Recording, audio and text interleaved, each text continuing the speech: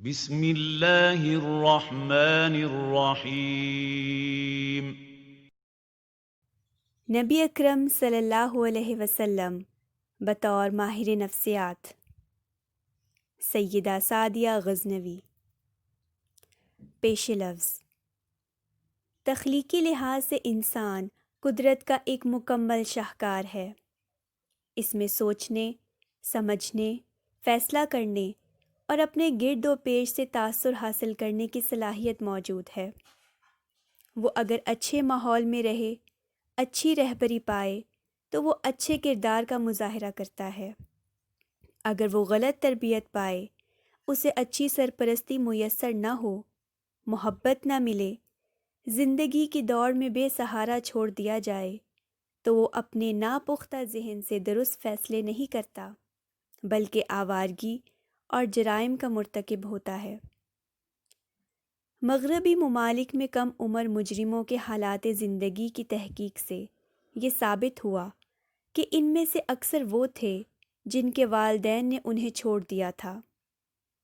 Thai land میں 30,000 بے سہارا بچے گلیوں میں بھٹکتے رہتے ہیں۔ ان کا کوئی گھر نہیں، ان کو آداب معاشرت سکھانے والے انہیں چھوڑ گئے اور اب وہ چوروں اور منشیات فروش کے سہارے زندہ ہیں۔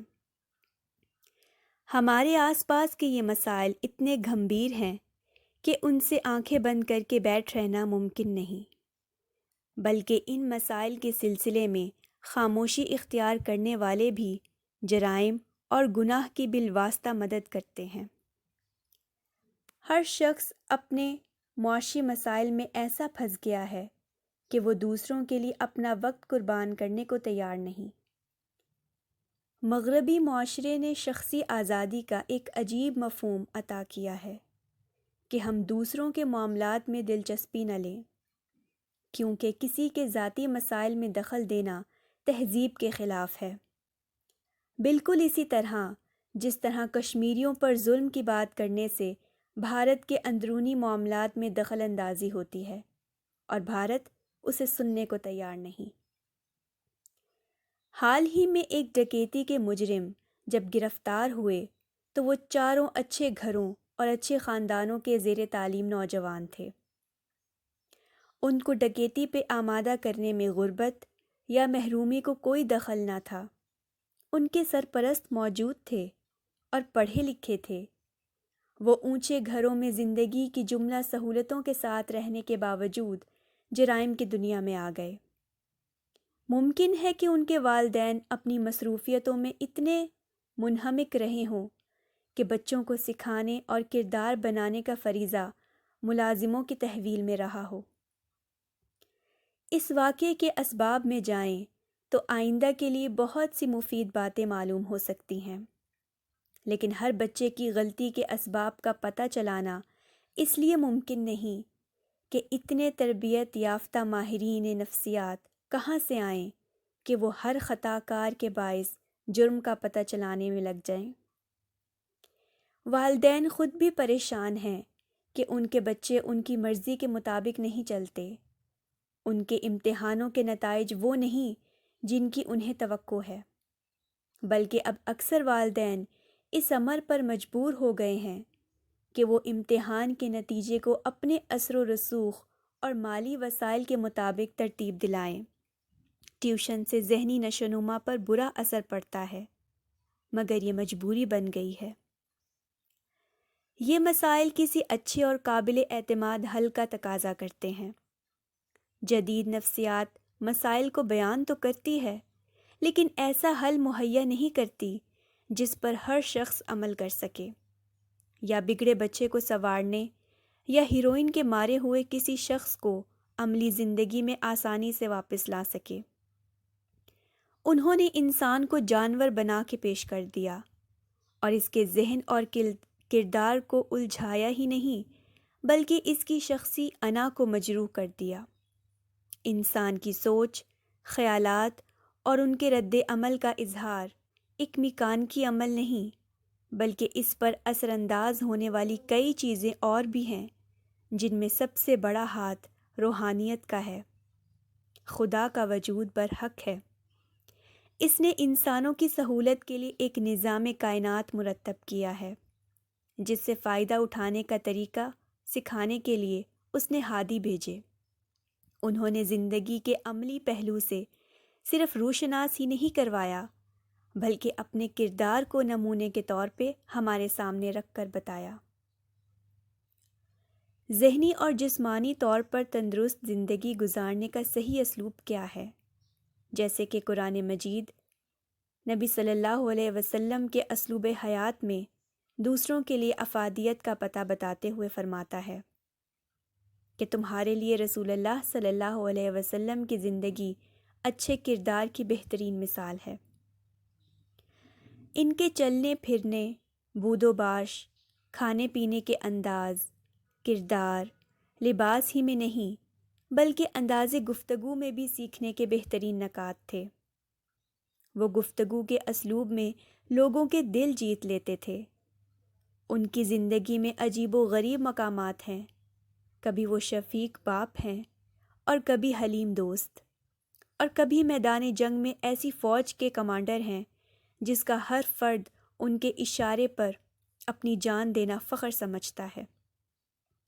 حسن سلوک سے لے کر صلہ رحمی تک، عدالت سے لے کر معاشیات تک، نفسیات سے لے کر طب تک، انہوں نے زندگی کے ہر مرحلے کے لیے مفید نکات کے ساتھ رہنما اصول مرحمت فرمائے ہیں، اور ان میں سے ہر ایک زندگی کے ہر مرحلے اور تاریخ کے ہر دور کے لیے قابل عمل ہے۔ تہذیب و اخلاق کے دعویٰ کرنے والوں نے دوسری جنگ عظیم کے بعد مفتوحہ علاقوں میں جس شرمناک کردار کا مظاہرہ کیا، اس کی گتھیاں آج بھی نہیں سلجھ پائیں، مگر اس کے مقابلے میں فتح کے نشے میں چور فوجیوں کو انہوں نے جو تربیت دی، وہ فتح مکہ کے بعد دشمنوں کے ساتھ دیکھی جا سکتی ہے۔ جاؤ، آج تم سے کوئی بدلہ نہ لیا جائے گا اور تم سب آزاد ہو۔ وہ تلوار کے زور پر نہیں بلکہ اپنے اخلاق اور حسن سلوک سے دنیا پر حکومت کی ترکیب سکھا گئے۔ ان کو انسانی ذہن، اس کی فزیولوجی اور بگڑ جانے پر پیتھولوجی پر اتنی دسترس حاصل تھی کہ وہ آئندہ نسلوں کے لیے عملی نفسیات کا ایک موقع چھوڑ گئے۔ انہوں نے احساس کمتری اور اس کے رد عمل میں برائی کے احساس کو کچل کر رکھ دیا۔ اپنی برتری پر فخر کرنے والی عرب قوم کی لڑکیاں حبشی غلاموں کو بیاہ کر عملاً دکھایا کہ تمام انسان برابر ہیں اور جسمانی رنگت یا نقوش سے کوئی بڑا نہیں بنتا، بلکہ بڑائی علم، خدمت اور اخلاق سے پیدا ہوتی ہے۔ کسی قوم کا سردار وہ ہوتا ہے جو اس کی خدمت کرے۔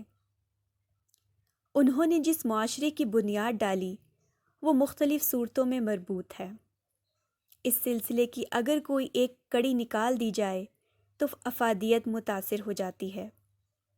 نماز صرف خدا کی عبادت نہیں بلکہ تنہائی سے نکل کر لوگوں میں گھل مل جانے کی تقریب ہے۔ اب جو نماز نہیں پڑھتا وہ اپنے آپ کو آس پاس کے لوگوں سے علیحدہ کر کے اپنے خیالات کے ساتھ تنہا رہ جاتا ہے۔ اسلام ایک بھائی اور دوسروں کے لیے خیر خواہی کا نام ہے۔ اس کی اچھی باتیں اور زندگی کے نفسیاتی پہلو کے بارے میں ارشادات کو جمع کرنے کے بارے میں سیدہ سعدیہ غزنوی نے جو پہلا قدم اٹھایا ہے وہ بلا شبہ بارش کے پہلے قطرے کی مانند ہے، مگر اس پہلے قطرے میں اضافی خوبی یہ ہے کہ اس میں روزمرہ کے نفسیاتی مسائل کا سرسری جائزہ ہی نہیں بلکہ ان سے نجات پانے کا قابل عمل نسخہ بھی ہے۔ میں سمجھتا ہوں کہ علم نفسیات کے بارے میں نبی صلی اللہ علیہ وسلم کے تحائف کو جمع کر کے سیدہ سعدیہ غزنوی نے ایک اہم کارنامہ سر انجام دیا ہے، اور مجھے امید ہے کہ اس مفید کام کو آئندہ بھی جاری رکھیں گی۔ اللہ تعالیٰ ان کو نیکی کی توفیق دیتا رہے۔ ڈاکٹر مطیع الرحمن۔ وجہ تعلیف: یہ اللہ تعالیٰ کی عظیم مہربانی ہے کہ اس نے مجھے توفیق دی کہ میں دین حنیف کے ایک ایسے پہلو کو جدید علوم کی روشنی میں پیش کروں جس کو ہمارے اسلاف سے توجہ میسر نہ آ سکی تھی۔ اس کا باعث نہ تو میری کوئی قابلیت ہے اور نہ علم کا کوئی دعویٰ، البتہ اس کی رحمت اور فضل سے یہ سعادت میرے حصے میں آئی کہ میں سیرت مطہرہ کے اہم پہلو کو لوگوں کی منفعت کے لیے پیش کروں۔ انسانی ذہن کے بارے میں معلومات، اس کی کارکردگی اور خرابی کے اسباب میں زیادہ تر معلومات 20ویں صدی میں حاصل ہوئیں، حالانکہ خیالات، ان کی نوعیت اور ان سے پیدا ہونے والے مسائل کے بارے میں معلومات کا سلسلہ ارسطو تک دراز ہے۔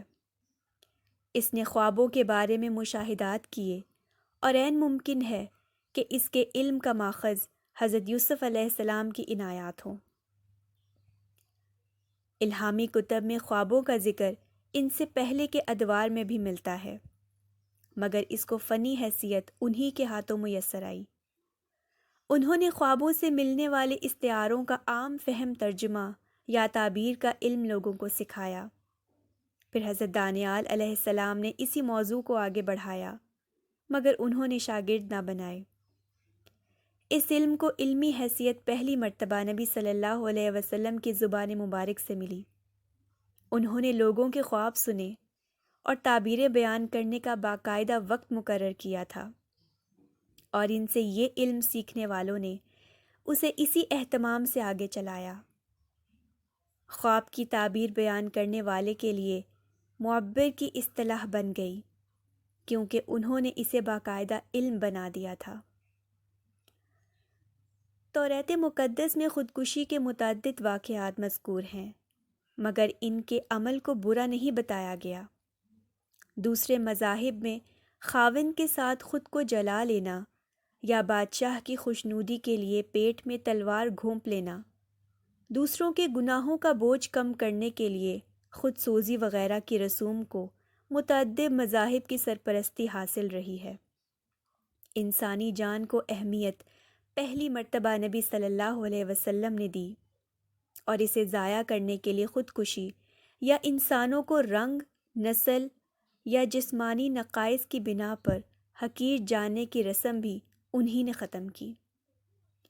انہوں نے انسان کو اس کا شرف عطا فرمایا۔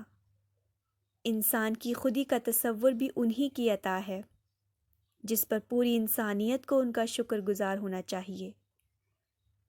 آپس میں ملاپ کا معاہدہ جب مذہب یا قانون کی سرپرستی میں انجام پائے تو یہ شادی ہے، مگر دو افراد کا یکجا رہنا مسائل کا باعث ہو سکتا ہے۔ خوشگوار زندگی گزارنے کے اصول ہر دور اور ہر معاشرے میں مرتب پائے، مگر ان کی افادیت محدود رہنے کے ساتھ کوئی بات بھی یقینی نہ ہو سکی، جس کی وجہ سے ازدواجی الجھنیں اور تنازع پیدا ہوتے رہے۔ ان مسائل کے حل کے لیے خصوصی مراکز بھی قائم ہوئے اور کبھی کمیشن بھی بیٹھے، مگر طلاقوں کی شرح روز بروز بڑھتی ہی رہی۔ اسکنڈینیویا کے رہنے والوں نے طلاق کے پیچیدہ طریقہ کار سے جان چھڑانے کی عجیب ترکیب یہ نکالی کہ نکاح ہی نہ کیا جائے، اس لیے جب چاہو علیحدہ ہو جاؤ، کسی پر کوئی بوجھ نہ ہوگا۔ یہ بیہودہ شادی انسانی فطرت کے خلاف ہے، کیونکہ انسان کی ہمیشہ یہ خواہش ہوتی ہے کہ اس کی زندگی کی اساس یقینی چیزوں پہ رہے۔ اسی لیے بہت سے لوگ ذاتی کاروبار کی بجائے سرکاری ملازمت کو ترجیح دیتے ہیں، کیونکہ اس میں تنخواہ اور پینشن یقینی ہوتے ہیں۔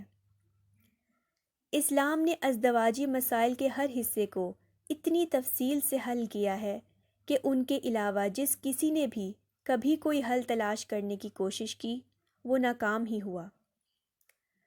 روزمرہ کے نفسیاتی مسائل میں کچھ چیزیں ایسی بھی ہیں جن کو ماہرین نفسیات نے علیحدہ بیماری کے طور پہ بیان نہیں کیا، حالانکہ عادات، اطوار، کردار میں ان کی حیثیت مسلمہ ہے، جیسے کہ بغض، حسد، غصہ، غیبت، بہتان، جاسوسی وغیرہ۔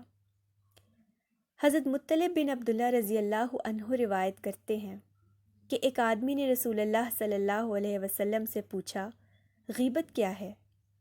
آپ صلی اللہ علیہ وسلم نے فرمایا کہ تو کسی کے بارے میں کسی چیز کا تذکرہ اس کی غیر حاضری میں ایسے انداز میں کرے کہ اگر اس کے سامنے کیا جائے تو اسے برا لگے۔ سائل نے پوچھا کہ وہ بات اگر حقیقت ہو تو پھر؟ فرمایا اگر تو نے باطل کہا تو وہ بہتان ہو جائے گی۔ علماء نفسیات ان تمام چیزوں کو دوسری بیماریوں کی علامت قرار دیتے ہیں، جیسے کہ ڈاکٹروں کے نزدیک کھانسی بذات خود کوئی بیماری نہیں بلکہ متعدد بیماریوں کی علامت ہے۔ نبی صلی اللہ علیہ وسلم نے ان کو فرداً فرداً بیان کر کے یہ ثابت کیا ہے کہ ان میں سے ہر ایک اپنی ذات میں ایک مسئلہ ہے اور اس کا حل اسی کے اسباب میں سے تلاش کیا جائے۔ یہ مختصر سی تعلیف نبی کریم صلی اللہ علیہ وسلم کے نفسیاتی ارشادات کا مکمل جائزہ نہیں بلکہ اس سلسلے میں پہلا قدم ہے۔ اللہ تعالیٰ کا فضل شامل حال رہا تو انشاءاللہ ان میں سے ہر موضوع پر ارشادات نبوی پیش ہوں گے۔ اللہ تعالیٰ نے اس خدمت کو بجا لانے اور اس کی تکمیل کے مراحل کو آسان کرنے کے لیے مجھے علماء کرام میں سے مولانا مفتی محمد حسین نعیمی صاحب، حافظ عبدالرشید صاحب، مولانا حافظ عبدالقادر روپڑی صاحب، مولانا عبید الحق خان صاحب ندوی اور مولانا محمد حسین اکبر صاحب کی رہبری میسر آئی۔ اس کتاب کے تصور سے لے کر تکمیل ہی نہیں بلکہ طباعت کا ہر مرحلہ ڈاکٹر خالد غزنوی کی توجہ، مشورے اور کوشش سے مکمل ہوا۔ میں نے ان کے ذخیرے اور مقالات کو استعمال کرنے میں کسی بخل سے کام نہیں لیا۔ اگر میری تحریر میں ان کی جھلک ملے تو یہ قدرتی بات ہے، کیونکہ نبی صلی اللہ علیہ وسلم نے اولاد کو تعلیم اور تربیت دینا باپ کی ذمہ داری قرار دیا ہے۔ انہوں نے اپنا فرض ادا کیا مگر بڑی محبت اور خلوص کے ساتھ۔ سیدہ سعدیہ غزنوی۔